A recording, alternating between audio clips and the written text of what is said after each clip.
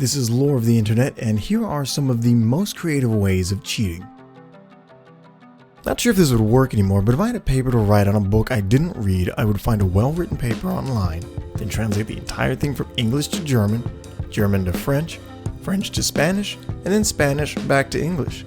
Pull the original paper and the new one up side by side and clean up the grammar on the new paper. You've got the same concept, but written just different enough to not be plagiarism. Worked like a charm. I remember a story from my OChem professor. The student all semester who wasn't showing up to class kept getting his score improved significantly after regrades. They got the test back, had a day to review them, and were allowed to resubmit for a regrade. They knew he was cheating because of the unlikelihood of the grading mistakes on multiple exams, but the TAs who graded it couldn't confidently say it wasn't their handwriting. Ultimately, he was an office worker for the department who figured it out near the end of the semester. His staples were angled different than the exams they handed out that were mass stapled. He was recreating the test, printing it, re-answering it, and then grading it in the same pen as the TAs, and had done a good job of copying the writing style. My teacher shared with us a story about how, since she allowed eating during her tests, one person pulled out a giant bag of M&Ms and ate a specific color corresponding to A, B, C, D. It was a two-student duo, and they only got caught when another student ratted them out. Not the student, but the teacher.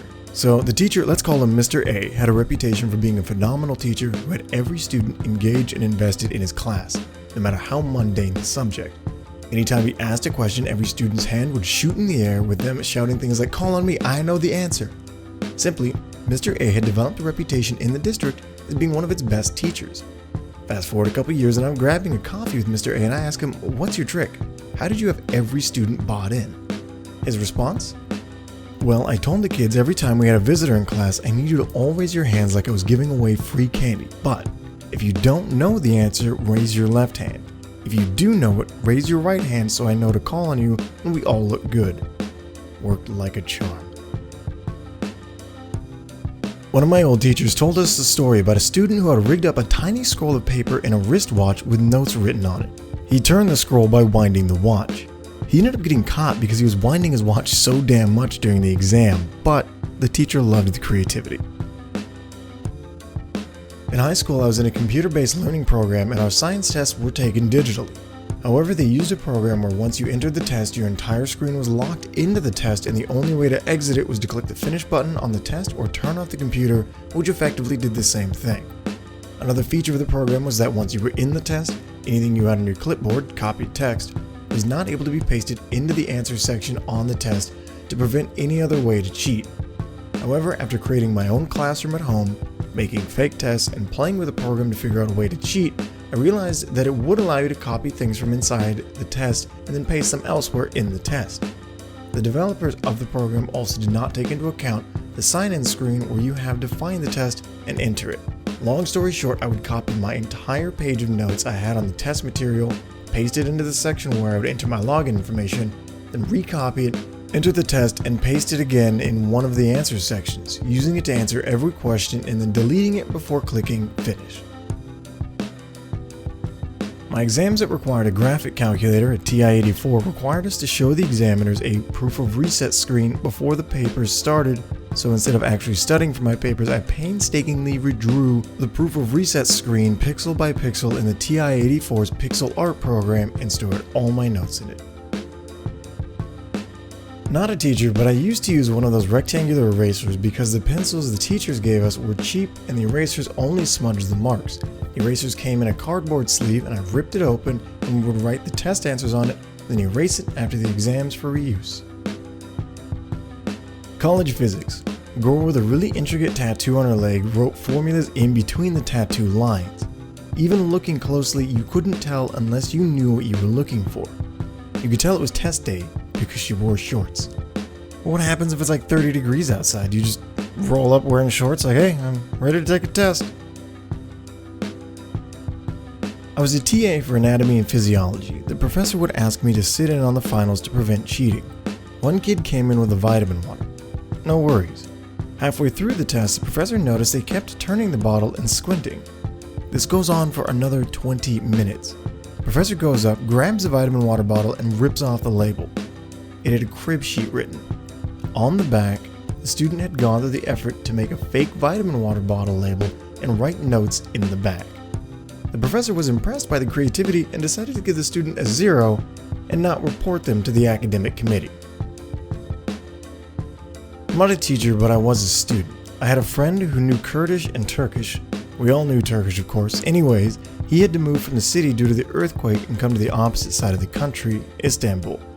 He was writing his notes in Kurdish on his desk, and one desk in front of him.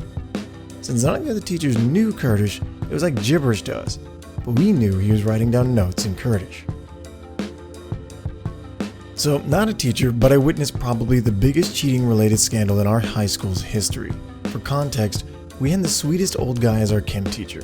He called everyone bud or buddy or ma'am. He was always helpful. He volunteered to teach driver's ed after school so kids could learn to drive. He always had a twinkle in his eye because he genuinely showed love and kindness to everyone. A side effect of this was that he was very trusting. So, one day before finals, he ran to the bathroom during class while everyone was wrapping up their lab reports. While he was gone, somebody ran to his desk, found the finals just sitting there, snapped a pic, and then ran back to the desk before he got back. Somehow, no one tattled, because probably 90% of our grade level in that class was on the board with it. The picture got texted around, and only a few people were smart enough to Bluetooth it into each other so they couldn't be tracked. Well, after the test, everyone had high scores and apparently somebody confessed. This resulted in a huge investigation by the assistant principals, school police officer, and faculty. They traced every text message and busted so many people, all except the ones who transferred via Bluetooth. They had to reissue the test. Man, that was crazy. I felt so bad for the teacher. He was really sad someone had taken advantage of him, and I was too. Such a good dude. I was grading a written assignment that had 1,000 word count minimum, and one particular paper just felt really short to me despite Word telling me that it was roughly 1,100 words long. On a hunch, I hit Ctrl-A, and sure enough, after the paper concluded, there was a lot of white nonsense text on a white background.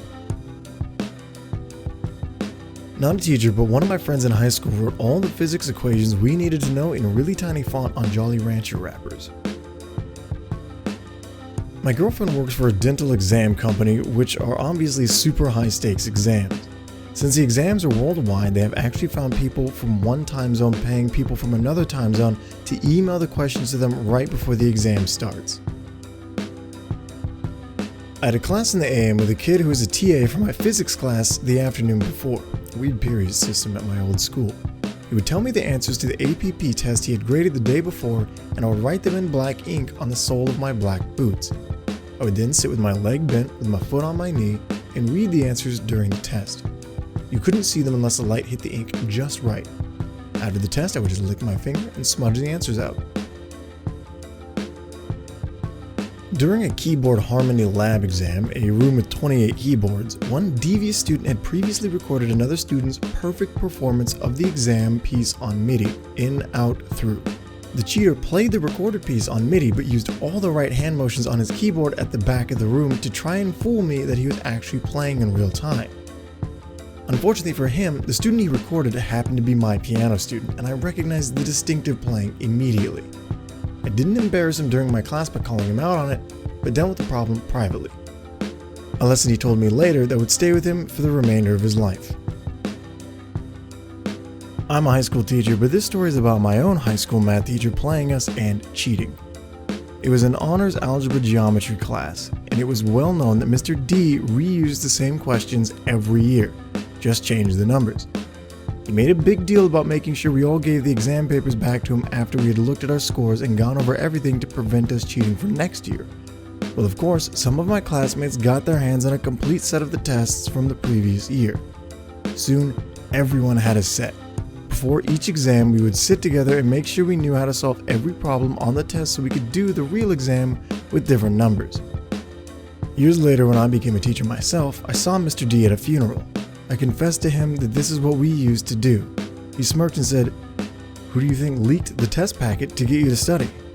Mr. D had figured out that kids won't study if the teacher suggests it, but if they think they're getting away with something, they totally will.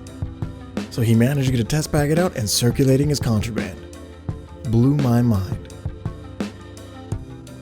My high school trig professor administered all tests via programs he wrote in our in-class TI-83 calculators. Basically, it was just a simple set of questions and answers that automatically graded you after each question. I quickly realized that I could just close a program and inspect the code using the edit function, extract the answers, and give myself a high B or a low A. Never 100%, that was a sure way to get caught. We soon realized students were doing this and obfuscated the code to make it much harder to find the answers by simple inspection. It took a little more work, but I was still able to find the answers, and he quickly began to suspect again that students were cheating. Later, he found a way to force the code to self-delete after it was run for the first time. He would start the test for each calculator before passing them out, so if you tried to access the edit, it would delete itself if you tried to run the program again. I ended up bringing a set of dead batteries for the same brand that he used, accessing the edit and replacing the batteries with the dead ones and telling him the calculator died halfway through my test. I think I learned more about software testing than trig that year. Thank you for watching, and if you have any creative ways that you managed to get away with cheating, or maybe you didn't get away with it, feel free to let us know in the comments below. And if you enjoyed the stories, be sure to subscribe to the channel, and you can also follow us on any of these platforms as well. See you in the next episode.